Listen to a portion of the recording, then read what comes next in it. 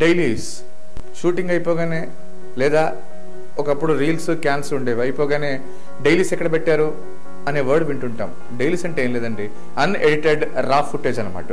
Edit చేయకుండా మనం ఏదైతే షూట్ చేసి ఉంటామో ఆ షూట్ని ఎట్లా భద్రపరిచి ఉంటారనమాట. దాన్నే ఫస్ట్ మనం డైలీస్ అంటాం అనమాట.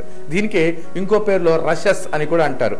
షూట్ చేయగానే యాజ్ ఇట్ ఈస్గా ఎడిట్ చేయకుండా మనం వెళ్ళి స్టూడియోలో కూడా చూసుకోవచ్చు.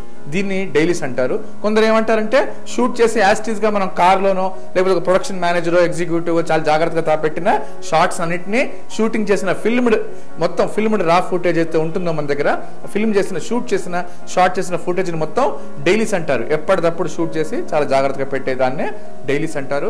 దాన్నే మనం రషెస్ అని కూడా అంటారు. ఇది వెంటనే ల్యాబ్కి వెళ్ళి డైరెక్టర్ కానీ కో డైరెక్టర్ కానీ కెమెరామ్యాన్ కానీ రెగ్యులర్గా ప్రొడ్యూసర్ కూడా చూసుకోవచ్చు. దీన్నే డైలీస్ అని కూడా అంటారు.